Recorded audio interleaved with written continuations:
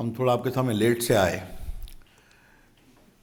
क्योंकि खेला की चर्चा तो महाराष्ट्र में बंगाल से होती है, लेकिन खेला महाराष्ट्र में भी चल रहा है। तो वहाँ के एटीएस की प्रेस कॉन्फ्रेंस थी, तो इन्होंने कहा देख लीजिए।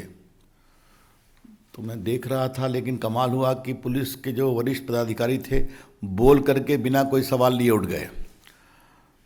तो वो भी एक खेला ही है।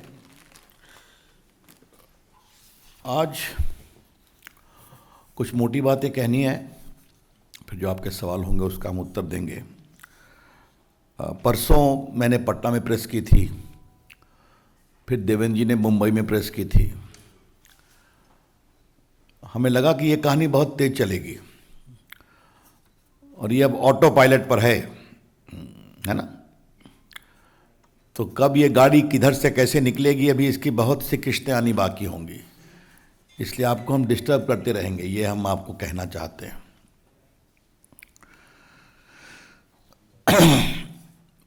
महाराष्ट्र में मित्रों जो हो रहा है वो विकास नहीं है, वो वसूली है।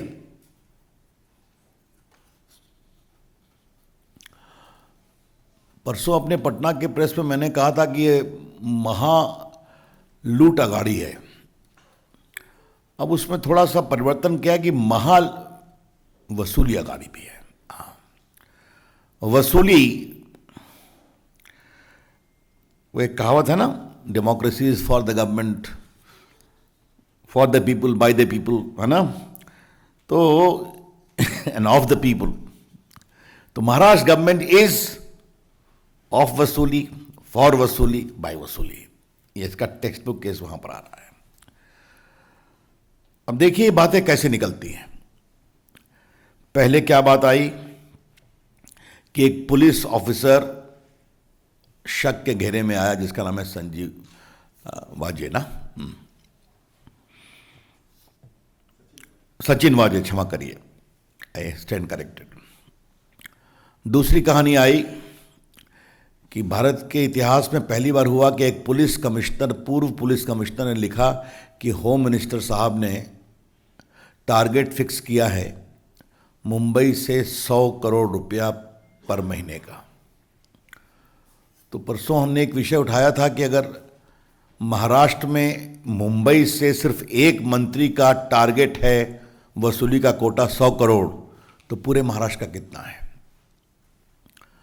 और अगर एक मंत्री का कोटा है 100 करोड़, तो बाकी मंत्रियों का कुल मिलाकर कितना है।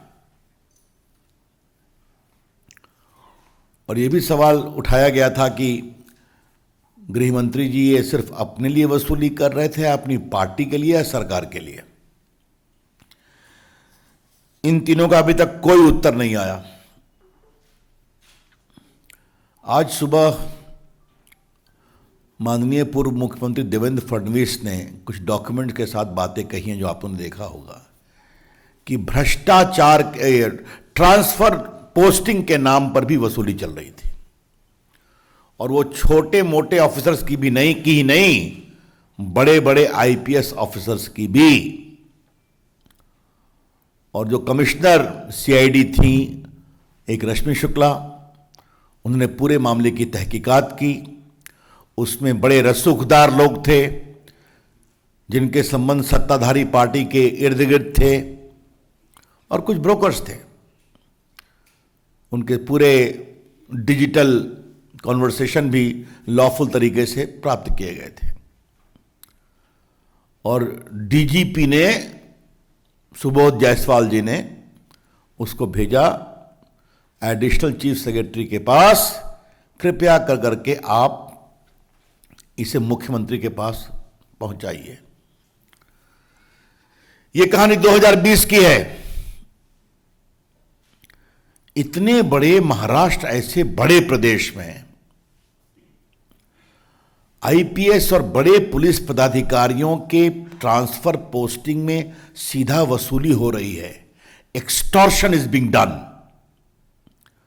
हमें उम्मीद थी कि मुख्यमंत्री कार्रवाई करेंगे, लेकिन दोषियों के खिलाफ कार्रवाई करने की बजाय एक ऑनेस्ट, बहादुर महिला पदाधिकारी, रश्मि शुक्ला नाम है शायद, उसको सिविल डिफेंस का डीजीपी बना दिया गया। क्योंकि अपनी सीनियरिटी में वो उस स्तर पर पहुंच गई थी। और जो बताया देवेंद्र जी ने 10 फीट का उसका एक क्यूबिकल था, और ये दोनों ने महाराष्ट्र छोड़ दिया। आज ये बताना जरूरी है कि ये दोनों डीजीपी और जो एक तो डायरेक्ट जनरल ऑफ पुलिस थे Subodh Jaiswal, I understand he is now in CISF DGP, और रश्मि शुक्ला इतना डिमोरलाइज्ड हुई कि वो सेंट्रल डेपुटेशन पे आई। शायद वो भी कहीं पर मुझे बताया गया है कि CRPF या कहीं पर वो एडिशनल DGP हैं। ये क्या हो रहा है महाराष्ट्र में? मतलब आप director general of police, Maharashtra ऐसे बड़े sensitive state, Mumbai is the financial capital of India, वहां पर डीजीपी अपने एक इमीडिएट नंबर 2 जो कि पूरे CID की हेड है, उसकी इंक्वायरी रिपोर्ट भेज रहे हैं CM को, बताइए, और कार्रवाई करवाइए। कार्रवाई तो दूर, दोनों इन ईमानदार अफसर्स को पनिश किया गया। ये इससे बड़ा दुर्भाग्य कोई हो नहीं सकता। अब थोड़ा मैं अपने इस पूरे विषय को एक ट्रायंगल के रूप में आप में प्रस्तुत करता हूं। सचिन वाजे सस्पेंडेड था लगभग 15-16 वर्ष तक, शिवसेना का मेंबर बनता है, उसको कोरोना काल में रीइंस्टेट करते हैं। क्या कहते हैं? बहुत से पुलिस वाले बीमार पड़ रहे हैं इसलिए उनकी जरूरत है। रीइंस्टेट किया तो सिर्फ एक इनको किया और 4 कांस्टेबल को किया। ये रीइंस्टेट होने के साथ एंटिया का घटना सामने आती है, जो जिलेटिन बार मिली है, एक्सप्लोसिव सब्सटेंस है। उस पर भी एक विषय मुझे कहना है, अभी मैं आऊंगा। और उसके बाद उन्हें 100 करोड़ वसूली का टारगेट दिया जाता है, क्योंकि जो इनका अतीत रहा है उसके बारे में बात निकलेगी तो बहुत दूर तक जाएगी, तो ये डिलीवर कर सकते हैं। उनको दिया गया, जो पुलिस कमिश्नर ने बताया। अब मैं ये जो टारगेट की बात की जा रही है, इसके पहले मैं एक बात आपको बताना चाहूंगा, और ये बात बहुत गंभीर है। आपको मालूम है वो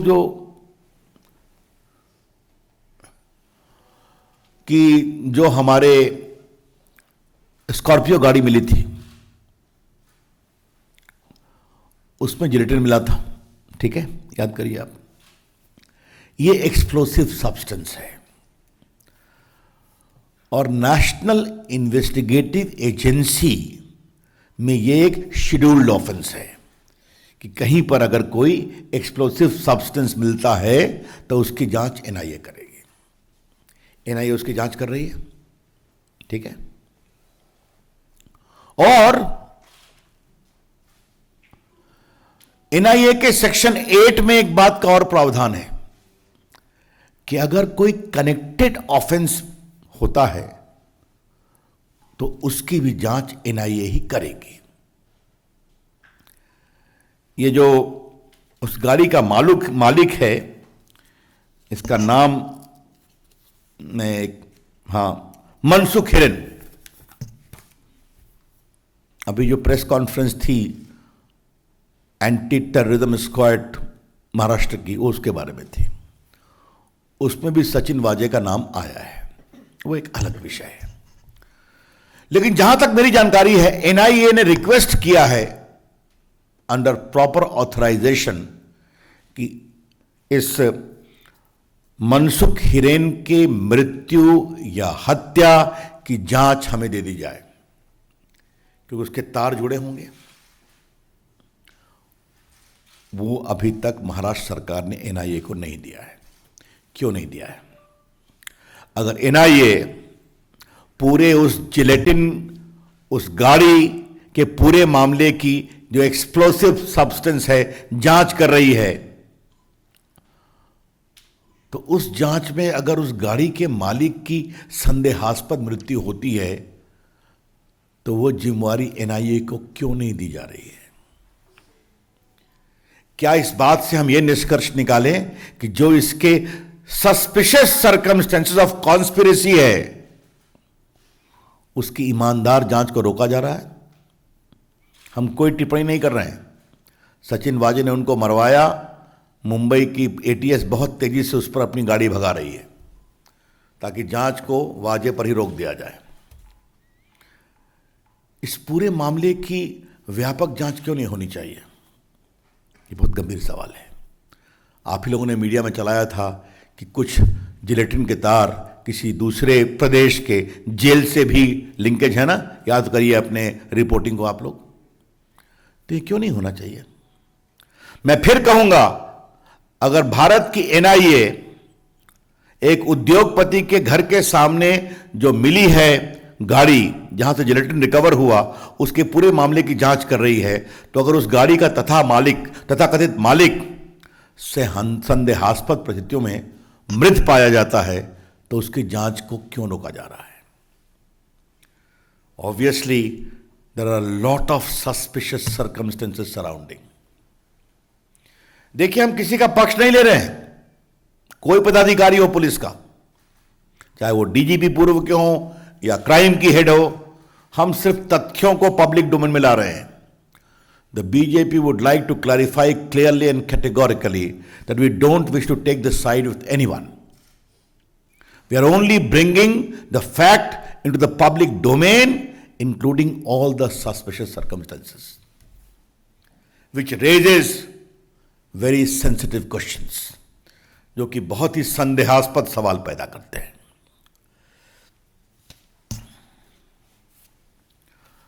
अब इससे एक और सवाल निकलता है, महाराष्ट्र सरकार को कौन चला रहा है? Who is running the show of Maharashtra? क्या is it the most confused government in the history of Maharashtra, जिसके नेता तो कुर्सी पर हैं, अथॉरिटी नहीं है? अगर सेना के लोगों से पूछो क्या है मामला, हमसे नहीं, बात करो एनसीपी से, उनके आदमी, उनके नेता है। एनसीपी से पूछो तो वो कहते हैं हमसे नहीं, मुख्यमंत्री को फैसला करना है। और कांग्रेस से पूछो, कहा ये दोनों बड़े पार्टनर हमारे हैं, दोनों मिलकर जल्दी फैसला करें। तो ये कौन सी अगाड़ी है? ये जो अगाड़ी तिगाड़ी पर खड़ी है, इसका डायरेक्शन क्या है? What is the political direction of this Agadi, Vasuli Agadi, standing upon three pillars, Tigadi of NCP, of Shiv Sena and Congress? ये कौन सा नाटक हो रहा है? महाराष्ट्र ऐसे प्रगतिशील बड़े प्रदेश को ये कौन सी पीड़ा में धकेल दिया गया? अब कुछ सवाल आदरणीय शरद पवार जी के बारे में आज कहना है। देश के बड़े नेता हैं, 4 बार मुख्यमंत्री रहे हैं, भारत सरकार के रक्षा मंत्री रहे हैं, विपक्ष के नेता हैं, और देश में उनका एक सियासी रसूख है।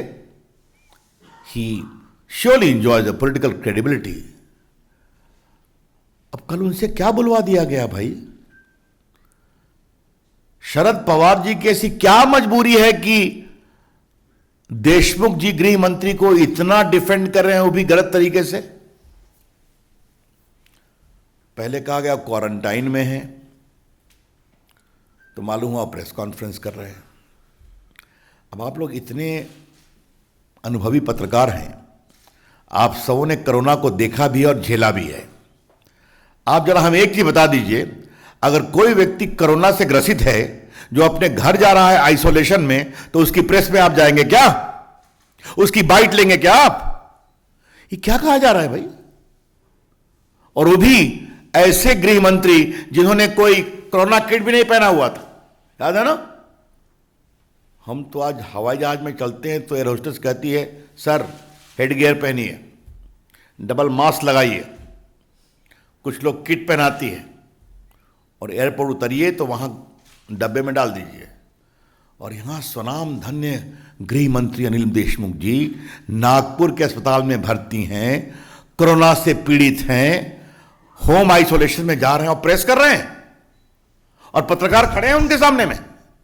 कमाल है भाई, किसे मूर्ख बनाया जा रहा है? इस सवाल का जवाब तो शरद पवार को देना पड़ेगा। अब बाकी तो देवेंद्र जी बोल चुके हैं, तो मैं क्या बताऊं कि मुंबई की पुलिस, सब लोग Z+ के हैं, जितने 5-7 लोग, उनके पूरा मूवमेंट वो रिकॉर्ड करते हैं। खैर हम लोग Z+ पे नहीं हूं मैं तो ऐसे भी, लेकिन हमारे लिए भी CRPF की सुरक्षा है, हमारे सारे मूवमेंट को वो ट्रैक करते हैं। मैं कहाँ जा रहा हूं? तो आप सह्याद्री गेस्ट हाउस जा रहे हैं, अब बाकी जा रहे हैं, और आप जो हैं, ये तो आप लोगों को मैं दिखाना चाहूंगा, ये बड़ा रोचक मामला है। I hope I have got the copy. ये देखिए, प्राइवेट प्लेन से नागपुर से उड़ रहे हैं। हाँ, सीधा कर दें? लीजिए साहब, इसमें पायलट का लीजिए। मैं पायलट का नाम क्या पढ़ूं? Passenger number 1 honourable Shri Anil Deshmukh है। ये नागपुर हवाई अड्डे का पूरा। तो शरद पवार जी क्या बोल रहे हैं आप? मुंबई पुलिस का मैंने पूरा उनके मूवमेंट दिखा दिया, आज दिखा दिया हमारे मुख्यमंत्री जी ने, पूर्व मुख्यमंत्री जी ने। ये पूरा उनका प्लेन मूवमेंट है। आप हमें ये बताइए, अगर वो बीमार हैं तो क्या ऑर्डिनरी प्लेन से उड़ सकते हैं? मैं बहुत गंभीर सवाल आप लोग के सामने रखना चाहता हूं। कोरोना का प्रोटोकॉल क्लियर है ना? अगर आप पॉजिटिव हैं, आपको क्वारंटाइन चाहिए, तो आप एयर एम्बुलेंस से उड़ सकते हैं विद डॉक्टर्स। क्योंकि आप देखिए, 8 पैसेंजर हैं इसमें, 8, 2 पायलट, तो आप सबको खतरे में डाल रहे हैं ना। आजकल तो यह हाल है कि अगर आप पॉजिटिव हैं तो बड़े प्लेन में भी आपको अलाउ नहीं करते हैं, है ना, क्योंकि आप दूसरे के लिए संक्रमण का माध्यम ना बन जाए। How could a distinguished honorable home minister of a big state of Maharashtra, Mr. Anil Deshmukh, was permitted to fly in a charter plane from Nagpur to Mumbai in the company of 6 passengers and 2 pilots, a small plane. तो मैं ये नहीं कहूंगा कि quarantine एक बहाना है, लेकिन ये सारी चीजें बड़े सवाल खड़े करती हैं। तो शरद पवार जी, आप ये सब क्यों बोल गए भाई? आपकी जो क्रेडिबिलिटी है ना, आप बड़े नेता हैं, हम लोग भी आपकी इज्जत करते हैं। तो फिर कहूंगा, शरद पवार जी कृपया करके देश को आप ये ज्ञान दें कि ऐसा क्या दबाव था कि आपको गलत तथ्यों के आधार पर अपने गृह राज्य मंत्री को डिफेंड करना पड़ा, गृह मंत्री को डिफेंड करना पड़ा महाराष्ट्र सरकार के। अब शरद पवार जी की प्रतिष्ठा को कैसे रेस्टोर किया जाए, ये हमको भी चिंता है, क्योंकि देश के बड़े नेता हैं वो। तो ऐसा हमें लगता है कि शरद पवार जी की जो 2 दिनों में राजनीतिक साख पर जो बहुत बड़ा धब्बा लगा है, उसका एकमात्र रास्ता है, शरद पवार जी आप कृपया करके अनिल देशमुख जी का इस्तीफा कराएं। I would very respectfully urge Shri Sharad Pawar ji, who is a very senior public figure of the country, having adorned the office of Chief Minister of Maharashtra 4 times, the Defense Minister of India, the leader of opposition in the Lok Sabha, minister for more than 10 years in the UPA government, 10 years in UPA government. A serious dent has been caused to his political credibility by the patent falsehood which he was made to speak about the illness and non-availability of Mr. Anil Deshmukh. In a democracy of the size of India, surely we would like his credibility to be restored. And I believe the only way it can be restored is that Mr. Sharad Pawar ji kindly use your authority to make Mr. Anil Deshmukh resign. That's the only way your credibility would be restored. मित्रों, मुझे एक अंतिम बात आपसे कहनी है। और वो है कि हम कुछ भी कहते हैं तो महाअघाड़ी को गिराने की साजिश है ना? महाअघाड़ी को बदनाम करने की साजिश है। याद होगा कि साधु पालाघार में उनको मारा गया था, याद होगा आपको, पुणे के नज़दीक बुरी तरह से मारा गया था। देश में बहुत चिंता हुई थी, उस पर डिमांड क्या इंक्वायरी होनी चाहिए। अघाड़ी की सरकार को बदनाम करने की कोशिश है। पुलिस ने कोई कार्रवाई नहीं की, आपको याद होगा। आपको याद होगा कि एक नेवी का एक ऑफिसर को बुरी तरह से मारा गया था, एक्स नेवी ऑफिसर शिवसेना के गुण शर्मा जी को। वो विषय राष्ट्र में उठा, हमारी महाअघाड़ी सरकार को बदनाम करने की कोशिश है। सुशांत सिंह राजपूत के दुर्भाग्यपूर्ण आत्महत्या को लेकर देश में एक जबरदस्त गुस्सा था, उसका मामला चल रहा था, तो महाअघाड़ी सरकार को गिराने की कोशिश है। आपको याद होगा कि 2 मंत्रियों को लेकर काफी विषय आया था। एक धनंजय मुंडे हैं और दूसरा कौन है, संजय राठौड़। अब वो विषय क्या था मुझे आपको बताने की जरूरत नहीं, आप सभी जानते हैं। वो विषय उठाया गया, हमारी महाअघाड़ी सरकार को गिराने की कोशिश है। अब जब भ्रष्टाचार का विषय उठाया जा रहा है तो फिर वही तर्क दिया जा रहा है। भाई, आपकी महाअघाड़ी इतनी कमजोर है क्या? आप लूट करेंगे, आप वसूली करेंगे, आप 100 करोड़ का टारगेट रखेंगे। एक असिस्टेंट पुलिस इंस्पेक्टर को,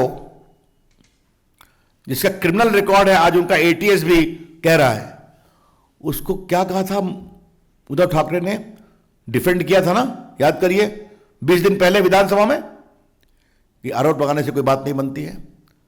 ये मैंने पहली बार देखा है कि एक असिस्टेंट पुलिस इंस्पेक्टर को डिफेंड मुख्यमंत्री कर रहे हैं, जिनको डीएसपी एडवाइस डिफेंड करता है, वो भी नहीं करता है। और उस असिस्टेंट पुलिस इंस्पेक्टर को क्राइम का हेड बना दिया गया, तो भी कुछ नहीं। ट्रांसफर पोस्टिंग में एक रैकेट है, वो भी कहो, बड़े अधिकारी कहते हैं, तो हमारी अघाड़ी की सरकार को गिराने की कोशिश की जा रही है। मैं फिर रिपीट करूंगा, mister Uddhav Thackeray's government has lost the moral authority to govern. Uddhav Thackeray की सरकार शासन का नैतिक अधिकार खो चुकी है। यह सिर्फ वसूली की महाअघाड़ी है, उत्तरदायित्व और शासन की नहीं है। That's all from my side, friends. Open to questions. Any questions? Ravi ji, जो आरोप लगे हैं अनिल देशमुख पर वो बहुत ही संगीन और गंभीर हैं। बावजूद इसके एनसीपी, शिवसेना, कांग्रेस तीनों ये रट लगाकर बैठी है कि अनिल देशमुख इस्तीफा नहीं देंगे। ऐसा है, ये तो उनका दृष्टिकोण है, लेकिन जो परिस्थितियां बन रही हैं, वो जितना उनके दीवार बनकर खड़े होंगे उतनी ही उनकी दीवार कमजोर होती जाएगी, पूरी महाअघाड़ी की। और जिस प्रकार से उनको बचाने की कोशिश की जा रही है, तो मैं फिर कहूंगा कि देशमुख साहब ये 100 करोड़ का टारगेट अपने लिए कर रहे थे या अपनी पार्टी के लिए, अपनी सरकार के लिए। और सचिन वाजे के पेट में और कितने राज हैं, और ये बात इसी से स्पष्ट है कि एनआईए की जांच को रोका गया और एटीएस ने हड़बड़ी में उसको खाली एक्यूज बना के छोड़ा है। मैंने बताया, मैंने उसका एक शब्द होता है, too many suspicious circumstances surrounding. कई संदेहात्मक परिस्थितियां चारों तरफ घूम रही हैं। रवि जी, आज संजय राउत ने बयान दिया, उनका लेटर किसी के इस्तीफे का आधार नहीं है। और दूसरा, उन्होंने संजीव भट्ट का को कोट किया कि संजीव भट्ट के मामले में भी तब के मुख्यमंत्री और आपके प्रधानमंत्री पर आरोप लगाए गए थे, तो उस पर क्या कहेंगे? मेरा जवाब बहुत सिंपल है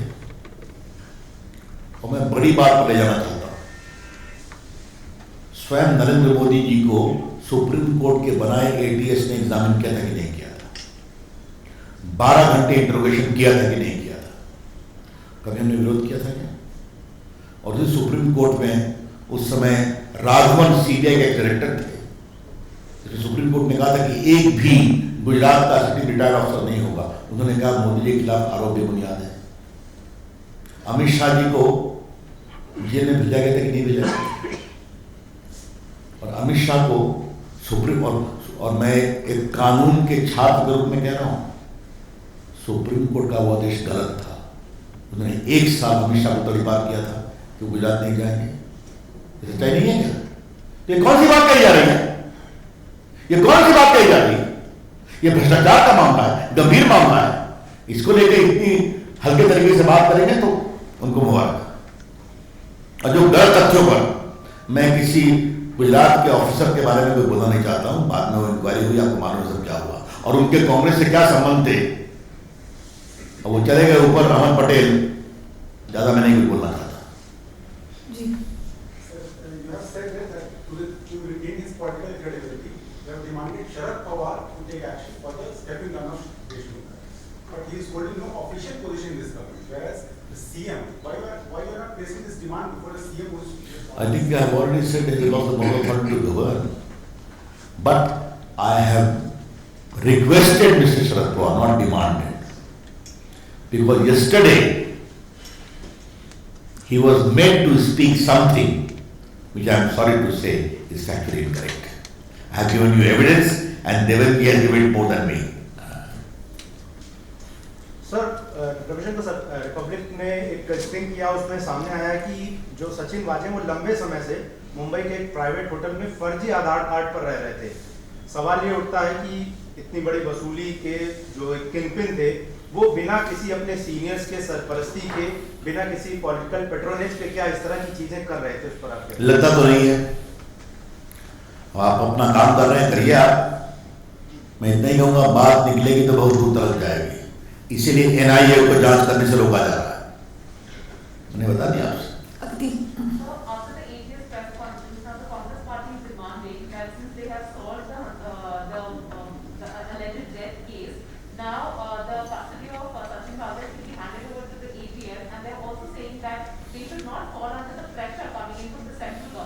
Who is pressurizing? No.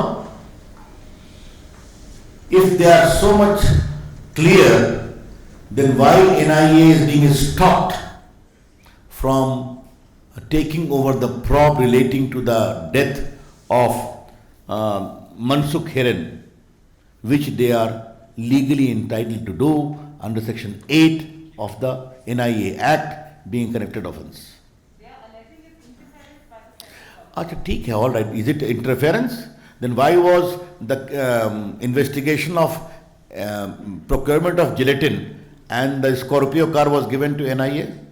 Because scheduled offence. Therefore, half you do, half we will do.